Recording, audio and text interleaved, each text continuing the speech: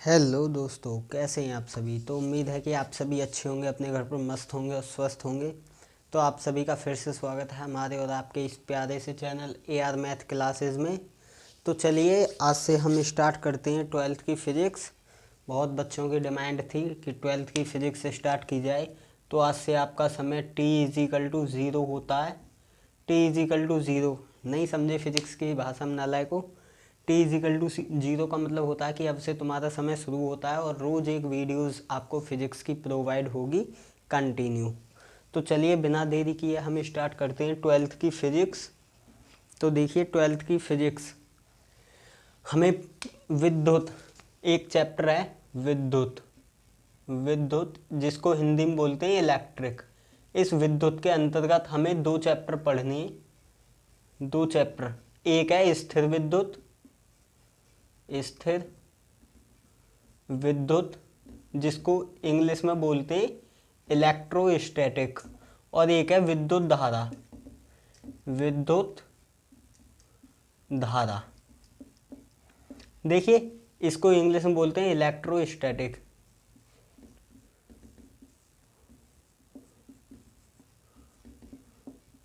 Electrostatic और इसको बोलते हैं इलेक्ट्रिक करंट।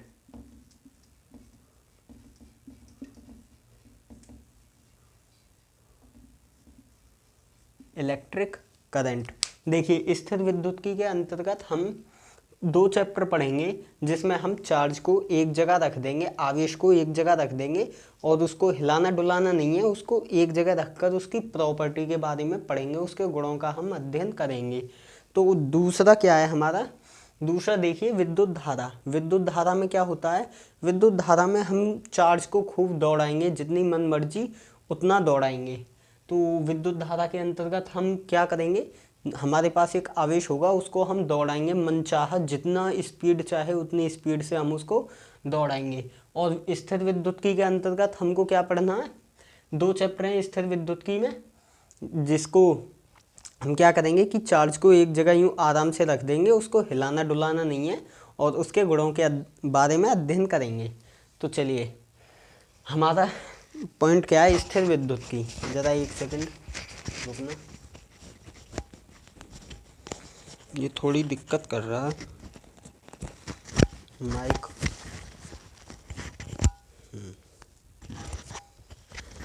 हेलो हेलो, हाँ अब ठीक है, आ रही है आवाज़। देखिए हम क्या पढ़ेंगे स्थिर विद्युत की, तो इसको तो रफ कर देती हैं। स्थिर विद्युत्की के अंतर्गत हमें कौन कौन से दो चैप्टर पढ़ने हैं। पहला चैप्टर है हमारा विद्युत आवेश एवं क्षेत्र। अरे ये क्या हो रहा है यार, जस्ट मिनट यार, हाँ अब सही है। विद्युत आवेश एवं क्षेत्र। विद्युत आवेश आवेश एवं क्षेत्र, एवं क्षेत्र। तो ये हमारा पहला चैप्टर है स्थिर विद्युत्की के अंतर्गत। ये हमारा पहला चैप्टर है विद्युत आवेश एवं क्षेत्र, जिसको इंग्लिश में बोलते हैं electric charge and field. Electric charge and field. तो हमें इसमें पहला क्या पॉइंट पढ़ना है, हमें आवेश आवेश पढ़ना। आज हम केवल आवेश के बारे में पढ़ेंगे, केवल आवेश का अध्ययन करेंगे। आवेश क्या होता है, इंग्लिश में इसको चार्ज बोलते हैं। चार्ज।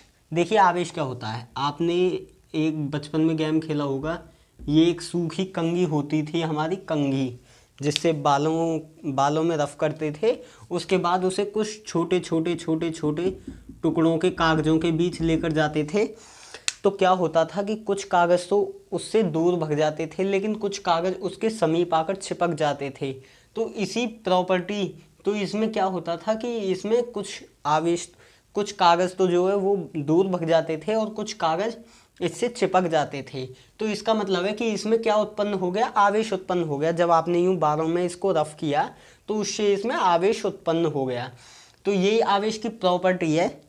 तो देखिए आवेश कितने प्रकार का होता है, पहले मैं आपको ये बता देता हूँ आवेश के प्रकार। आवेश आवेश के प्रकार के प्रकार। अभी आवेश की डिफाइन भी लिखेंगे, टेंशन नहीं लेने का। आवेश दो प्रकार के होते हैं, एक धनात्मक जिसको पॉजिटिव बोलते हैं प्लस, और सेकंड होता है ऋणात्मक जिसको माइनस बोलते हैं। दो चार्जेस होते हैं ये हमारे, दो प्रकार के आवेश। कितने प्रकार के? दो प्रकार के होते हैं, एक धनात्मक एक ऋणात्मक। तो चलिए आगे इसके बारे में पढ़ते हैं। आवेश क्या होता है? आवेश क्या होता है? किसी वस्तु का वह गुण जिसके कारण उसमें विद्युत अथवा चुंबकीय प्रभाव की घटना घटित हो, उसको हम आवेश कहते हैं। आवेश की आप सिंपल सी डिफाइन लिखोगे, अगर फिजिक्स की लैंग्वेज में बोले या फिर अगर हम अपनी लैंग्वेज में बोलें तो हम क्या कहेंगे कि यदि आवेश किसी वस्तु का वह गुण होता है जिसके कारण पहली वस्तु दूसरी वस्तु को अपनी ओर आकर्षित करती है। आवेश के कारण हमेशा ये जो प्रॉपर्टी होती है ये हमेशा आवेश के कारण ही आकर्षित होती है या प्रतिकर्षित होती है। अगर आप देखना आवेश कितने प्रकार से होता है। आवेश को प्लस प्लस आवेश यदि दोनों को संपर्क में लाएं तो ये इससे कहेगा इधर भाग जाओ वरना तुम में गोली मार देंगे। ये दोनों आपस में रिपल करेंगे। माइनस माइनस चार्जेस होंगे तो वो भी आपस में भागेंगे, दूर भागेंगे। और यदि प्लस माइनस होंगे तो वो अट्रैक्ट करेंगे एक दूसरे की ओर, आओ आओ हम तुमसे प्यार करते हैं। ऐसे ही आवेश प्लस माइनस जो वो एक दूसरे को अपनी ओर अट्रैक्ट करती हैं। आज की स्टोरी हो सके तुम्हें थोड़ी सी बोरिंग सी लगे, लेकिन इस टॉपिक के बाद जब आप पढ़ोगे तो आपको शानदार मज़ा आ जाएगा पढ़ने में। तो चलिए इसको रफ करता हूँ मैं। आवेश क्या है? आवेश, अब ये तो समझ गए आवेश की कैसे उत्पन्न होता है, आवेश क्या होता है। तो अब आप पढ़िए आवेश की डिफाइन। किसी वस्तु का वह गुण जिसके कारण वस्तु दूसरी वस्तु को अपनी ओर आकर्षित करती है उसे आवेश कहते हैं। या अगर फिजिक्स थोड़ी सी घुसेड़ के लिखें हम इसमें तो हम क्या लिखेंगे कि किसी वस्तु का वह गुण जिसके कारण उसमें विद्युत अथवा चुंबकीय प्रभाव की घटना घटित हो उसको आवेश कहते हैं। तो आवेश की डिफाइन आपने लिख ली होगी। अब देखिए छोटे छोटे कुछ पॉइंट समझते हैं। नंबर 1, इसे Q से प्रदर्शित करते हैं। इसे स्मॉल q से प्रदर्शित करते हैं, प्रदर्शित करते हैं। नंबर दो इसका मात्रक, नहीं ये एक अदिश राशि है, पहले इसका मात्रक लिख लेते हैं। इसका मात्रक अब देखिए इसका मात्रक ये क्या है, MKS पद्धति में। MKS में इसका क्या मात्रक होता है? एक तो होता है कूलॉम मात्रक होता है इसका। और एक आपने 10th क्लास में एक फॉर्मूला पढ़ा था Q बराबर IT। अरे 10th क्लास में पढ़ा था ना भाई। अरे Q बराबर IT विद्युत धारा, जो शायद 10 चैप्टर था उसमें था Q बराबर IT फॉर्मूला, आपने 10th क्लास में पढ़ा होगा। तो Q क्या होता है? कूलॉम। I क्या होता है? एम्पियर, जिसको हम AMP लिखते थे। और T क्या होता है? सेकंड। तो इसका एक और मात्रक होता है एम्पियर सेकंड। ठीक है, इसका दो मात्रक होते हैं, कूलॉम और एम्पियर सेकंड। ये दोनों MKS पद्धति में होते हैं। देखिए इसके और क्या है, इसका CGS पद्धति में मात्रक, CGS में इसका मात्रक क्या होता है? फैराडे। और आपको सबसे एक लग्जरी पॉइंट बता दूं कि फैराडे जो वो कूलॉम का सबसे बड़ा मात्रक है। सॉरी ये शायद CGS पद्धति का, हाँ ये CGS पद्धति का है। ठीक है, हम सही बोल रहे हैं, कोई मिस्टेक नहीं है। और फैराडे जो वो सबसे बड़ा मात्रक है आवेश का सबसे बड़ा मात्रक एक बार पूछ लिया गया था। आवेश का सबसे बड़ा मात्रक क्या होता है? तो वो होता है केवल फैराडे। एक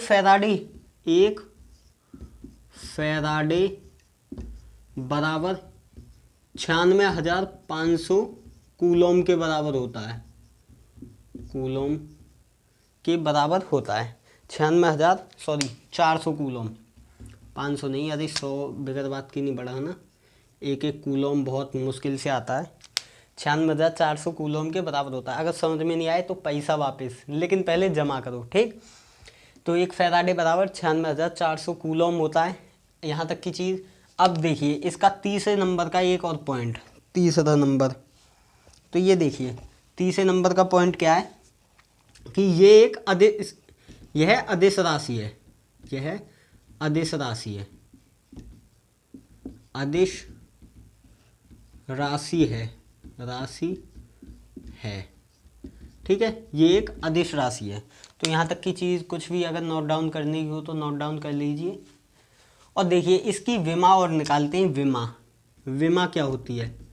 विमा हम क्या पढ़ते हैं? Q बराबर IT पढ़ते हैं ना, Q बराबर IT। तो विमा कैसे निकालेंगे? I का क्या होता है? एम्पियर, A और T का क्या होता है? T। तो इसकी विमा क्या हो जाएगी? Q बराबर AT, ये इसकी विमा हो जाएगी। आवेश की विमा कितनी होती है? AT, क्योंकि I को हम A लिखते हैं, एम्पियर A, और समय को T तो कैपिटल T लिख देंगे। विमा और A, विमा और वो तो पढ़ा होगा ना आपने 11th क्लास में, मात्रक एवं मापन में विमा, वही चीज़ है यहाँ पर AT, इसकी विमा हो गई। तो चलिए इसको नोट डाउन कीजिए, थोड़ा बहुत हो तो कुछ करने के लिए। चलिए रफ करते हैं इसको हम।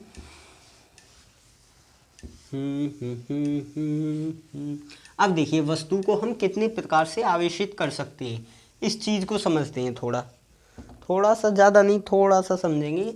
आवेशित करना, किसी वस्तु को आवेशित करना, आवेशित करना, आवेशित करना। अरे ये ई की मात्रा मत समझना यार, आवेशित है, ये ए की मात्रा है। क्या करूँ, मेरी राइटिंग इतनी सुंदर है। आवेशित करना, आवेशित करने के 3 प्रकार होते हैं। किसी भी वस्तु को 3 प्रकार से हम आवेशित कर सकते हैं। नंबर 1 होता है, क्या होता है? नंबर 1 होता है घर्षण द्वारा, घर्षण द्वारा आवेशन। और दूसरा होता है चालन द्वारा, चालन द्वारा। तीसरा होता है प्रेरण द्वारा, प्रेरण द्वारा। ठीक है, 3 प्रकार से होता है। इंग्लिश में बोलते हैं फ्रैक्शन मेथड, फ्रैक्शन, और इसको बोलते हैं कंडक्शन, कंडक्शन, और इसको बोलते हैं इंडक्शन, इंडक्शन मेथड। ठीक, इसको कंडक्शन, इसको इंडक्शन और इसको फ्रैक्शन मेथड। ये 3 मेथड से हम किसी भी वस्तु को आवेशित करती। तो देखिए पहले देखते हैं घर्षण द्वारा, घर्षण द्वारा। घर्षण द्वारा कैसे हम आवेशित करते हैं किसी वस्तु को? जैसे मान लीजिए ये एक वस्तु है, ये एक वस्तु A है, ये एक वस्तु B है। अब आपने एक कहानी पढ़ी होगी कि वस्तु किससे मिलकर बनी होती है? वस्तु छोटे छोटे अणुओं से मिलकर बनी होती है, सॉरी छोटे छोटे पदार्थों से। अरे ये क्या लिख रहा है यार, पदार्थों से। और पदार्थ किससे मिलकर बने होते हैं? छोटे छोटे अणुओं से, अणुओं से। और अणु किससे मिलकर बने होते हैं? परमाणु से। तो परमाणु पर आकर हमारी कहानी थोड़ी स्टॉप हो जाएगी, उससे ये टॉपिक हमारा क्लियर हो जाएगा। तो परमाणु, अब आप सभी को पता है ये परमाणु की ये कक्षाएं होती हैं जिनमें आवारा इलेक्ट्रॉन बुरी तरह से चक्कर लगाते हैं, और नाभिक में न्यूट्रॉन और प्रोटॉन होता है। यहाँ पर ये क्या है? आवारा इलेक्ट्रॉन है, छोटे इलेक्ट्रॉन, जिनके माँ बाप इनको कुछ नहीं कहते, वो हैं ये। अब आप देखिए हमेशा क्या होता है, ये तो नाभिक है, नाभिक में क्या होता है? न्यूट्रॉन और प्रोटॉन होते हैं, और आवारा इलेक्ट्रॉन बाहरी कक्षाओं में चक्कर लगाते रहते हैं। इनकी आवारागर्दी क्या होती है कि एक इलेक्ट्रॉन इसमें घुस जाता है, दूसरा इलेक्ट्रॉन बाहर आ जाता है, ये होता है। ठीक है, अगर हम 2 परमाणु, ऐसे ही हमारे पास 2 परमाणु, आप हमेशा एक चीज़ याद रखिए कि कभी किसी वस्तु पर जो आवेश आता है, या तो वो प्लस हो या माइनस हो, वो हमेशा इलेक्ट्रॉन के आदान प्रदान से ही आता है। कभी न्यूट्रॉन और प्रोटॉन के चेंज होने से किसी भी वस्तु पर आवेश या धनावेश या ऋणावेश नहीं आएगा। Positive and negative charge is not allowed. तो ठीक है, by the neutron and proton.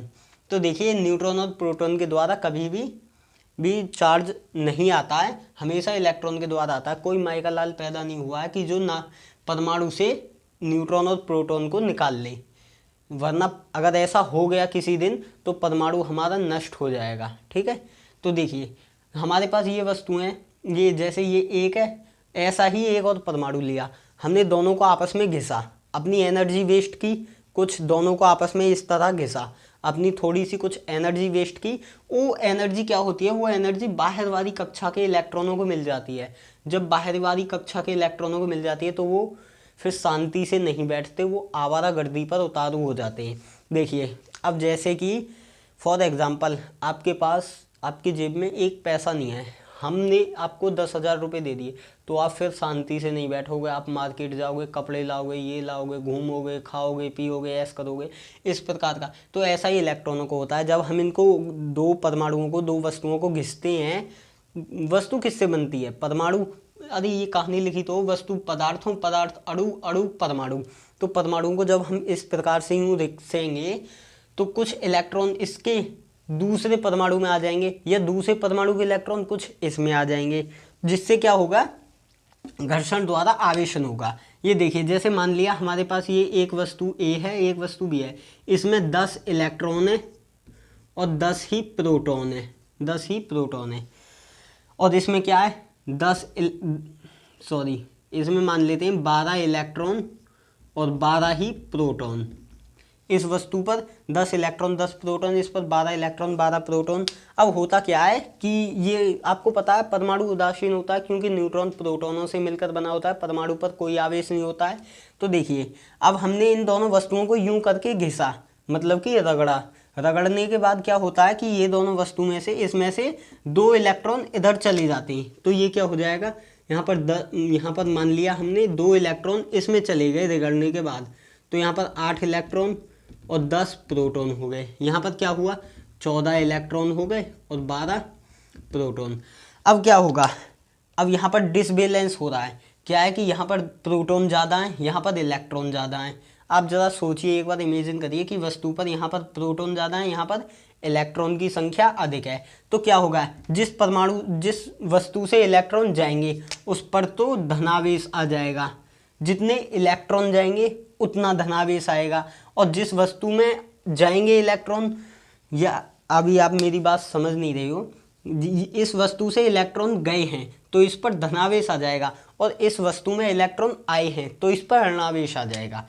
कहने का मतलब ये है कि ये तो हो गया महादानी और ये हो गया महाभिकारी। ठीक है, तो चलिए इस चीज़ को नोट डाउन कीजिए, यही हमारा फ्रैक्शन मेथड है। तो चलिए इसे नोट डाउन कीजिए। चलिए मैं इसको रफ करता हूँ। आगे देखते हैं हमारा कंडक्शन मेथड।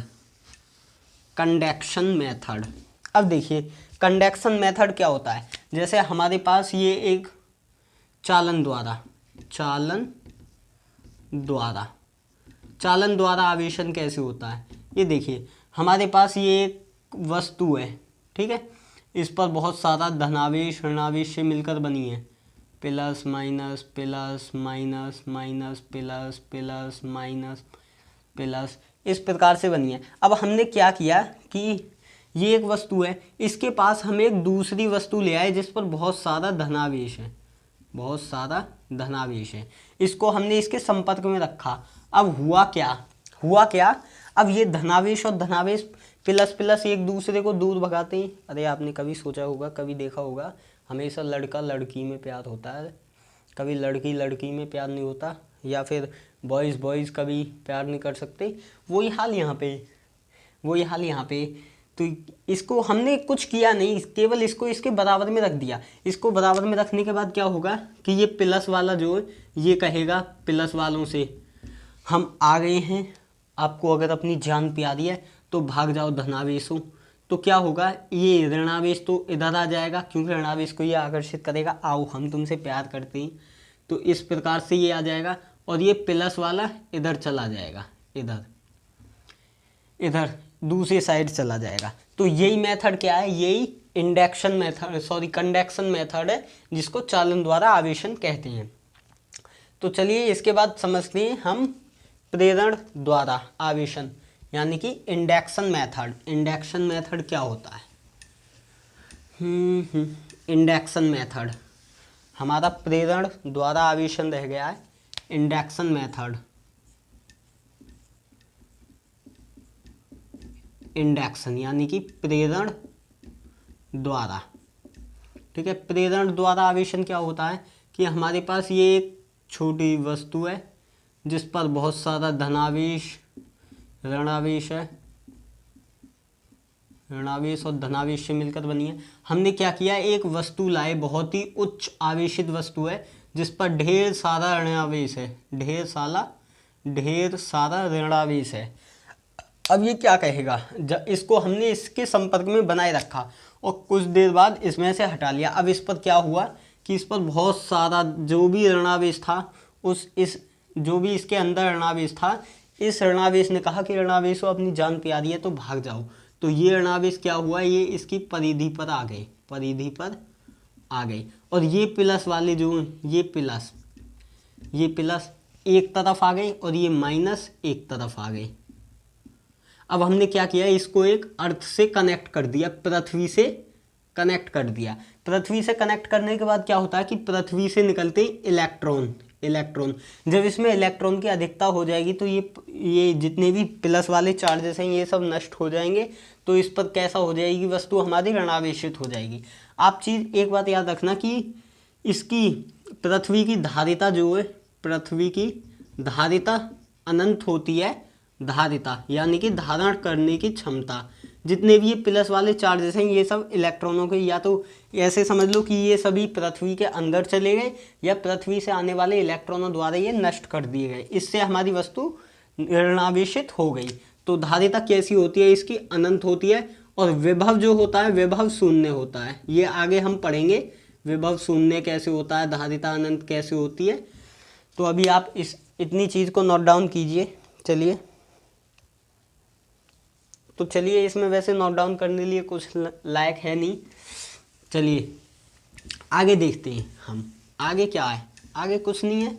अब हम देखते हैं कि आवेश की गणना कैसे करेंगे, क्या वस्तु पर कितना आवेश आया, कितना आवेश वस्तु से गया, आवेश की गणना हम कैसे करेंगे ये चीज़ देखते हैं। अब आवेश की गणना, आवेश की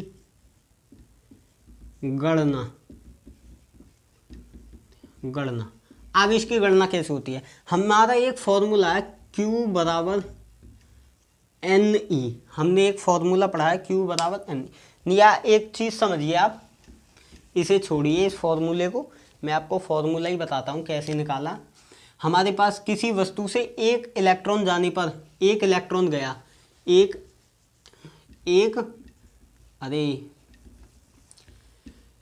इलेक्ट्रॉन के जाने पर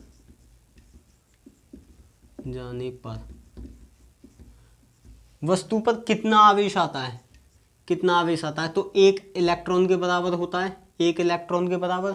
यदि वस्तु से 2 इलेक्ट्रॉन जाते हैं तो वस्तु पर कितना आवेश होता है, Q, तो वस्तु पर 2 इलेक्ट्रॉन के बराबर आवेश होता है। यदि 3 इलेक्ट्रॉन जाते हैं तो Q बराबर वस्तु पर 3 इलेक्ट्रॉन के आवेश होता है। अब वो आवेश धनावेशित हो सकता है या ऋणावेशित हो सकता है, इलेक्ट्रॉन आ रहे हैं या जा रहे हैं। मैंने जाने का एग्जाम्पल ले लिया है, तो हैं तो 3 ही। इसी प्रकार से मेरे भाई, यदि हम n इलेक्ट्रॉनों को भेज दें तो Q बराबर n ही फॉर्मूला बन जाएगा हमारा।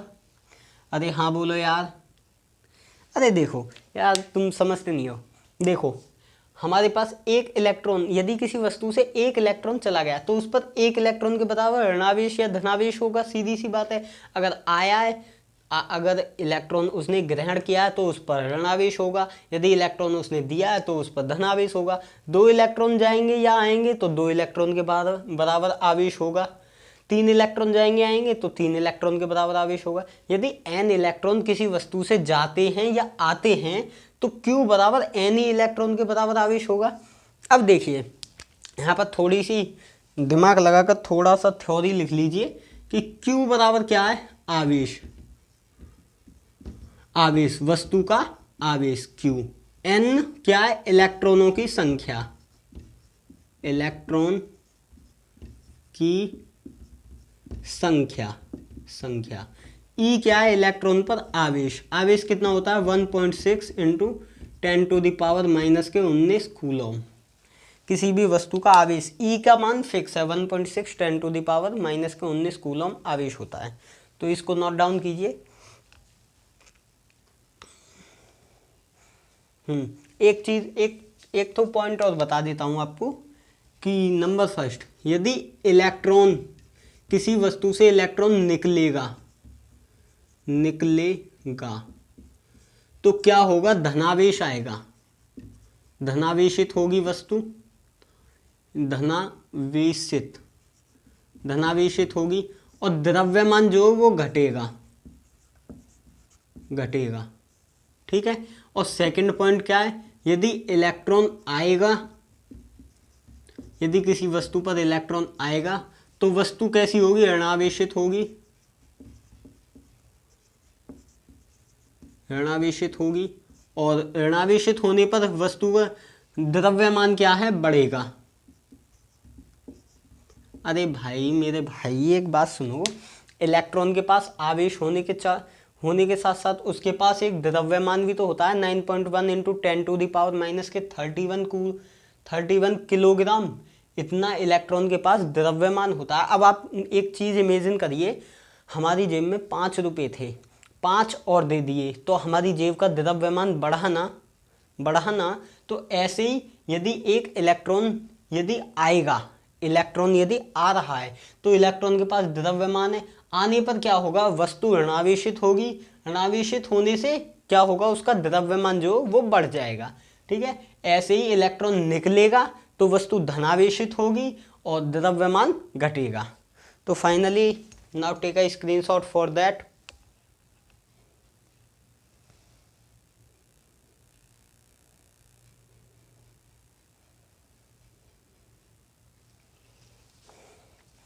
चलिए वीडियो को ज़्यादा लंबा नहीं करेंगे हम, अब इस पर एक दो क्वेश्चन कर लेते हैं।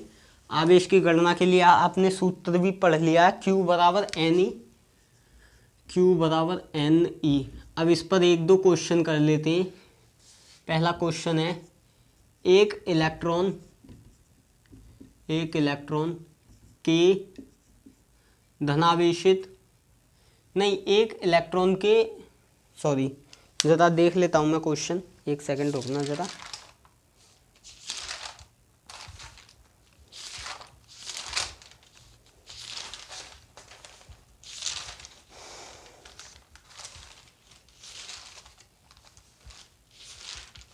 हाँ, एक इलेक्ट्रॉन के बराबर धनावेशित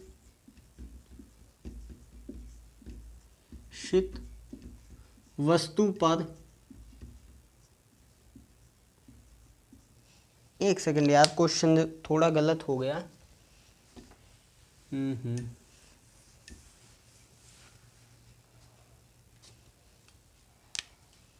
क्वेश्चन क्या है हमारा? Q बराबर NE। यदि हम क्या मान ले कि 5 कूलम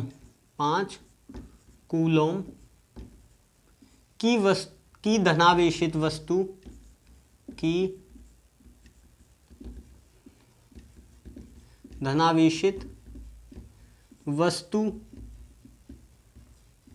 पर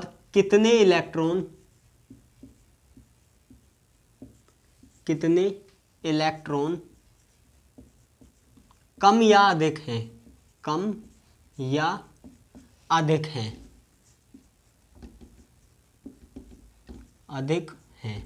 अब आपको एक चीज़ तो पता लग गई है कि जब यहाँ पर धनावेशित वर्ड इस्तेमाल हो रहा है, धनावेशित, ये क्या कह रहा है कि 5 कूलम की धनावेशित वस्तु पर कितने इलेक्ट्रॉन कम या अधिक हैं। तो धनावेशित वस्तु, तो इसका मतलब है कि इलेक्ट्रॉन गए हैं तभी धनावेश आता है।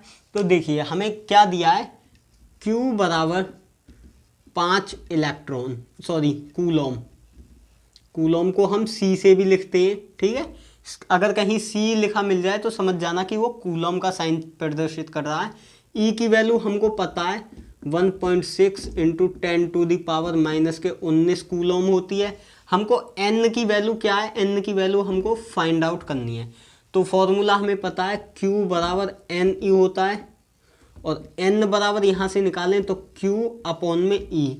तो q कितना है हमारे पास 5 अपॉन में 16 गुणे 1.6 गुणे 10 टू द पावर माइनस के 19, पॉइंट हटाकर हम 0 बढ़ा सकते हैं।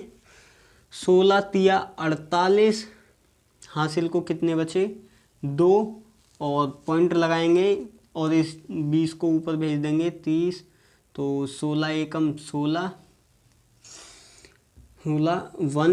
3.1 इंटू 10 टू द पावर 19। अगर ये 10 टू द पावर माइनस को 19 नीचे ऊपर जाएगी तो प्लस में हो जाएगी, तो n बराबर कितने 3.1 into 10 to the power 19 electron. Electron क्या होंगे भाई, कम होंगे। अगर वस्तु पर धनावेश है तो वस्तु पर इलेक्ट्रॉन की कमी है। अब आप देखिए ये आंसर जो आपका निकल कर आया है, ये आंसर एक रॉन्ग आंसर है। अगर आप इसको पेपर में यहीं पर छोड़ आओगे तो ये क्या होगा, गलत आंसर होगा। अब आप कहोगे सर गलत है, आप सही बताओ, आप गलत क्यों पढ़ा रहे हो। तो देखिए क्या होता है कि अब ऐसा तो है नहीं कि किसी परमाणु से 2.5 इलेक्ट्रॉन दूसरे में चला जाए या 2.25 इलेक्ट्रॉन निकल कर चला जाए, ऐसा तो हो नहीं सकता। या तो 1 इलेक्ट्रॉन जाएगा या 5 इलेक्ट्रॉन जाएंगे या 50 इलेक्ट्रॉन जाएंगे, जितने भी जाएंगे एक पूर्ण संख्या के रूप में जाएंगे ना। अरे अब ऐसा तो है नहीं, आपने किसी से आपने मान लिया कि आपने 99 रुपीज़ की वो मंगाई, वस्तु मंगाई कोई भी, उसमें आप 1 रुपये उससे लेते तो नहीं हो, उसको पूरा 100 पकड़ाते हो ना। हाँ, 1 रुपया लेते हो क्या उससे, सीधा 100 देते हो। अगर आप मेरी तरह पेटीएम यूज़ करते होगे तो आप भी पूरे महान हो गए कि 99 रुपीज़ ही करना है ट्रांसफ़र। ये देखिए 3.1 इंटू 10 टू द पावर 19। अब क्या करते हैं, इसमें से एक पॉइंट हटाकर नीचे एक 0 बढ़ा देंगे, तो n बराबर हमारे पास कितना इलेक्ट्रॉन आ जाएगा, 31 गुणे 10 की पावर 18 इलेक्ट्रॉन इसमें कम है। इलेक्ट्रॉन की कमी। अब आप इसको नोट डाउन कीजिए, now take a screenshot for that. चलिए वीडियो ज़्यादा लंबा हो रहा है, वीडियो को यहीं पर समाप्त करते हैं।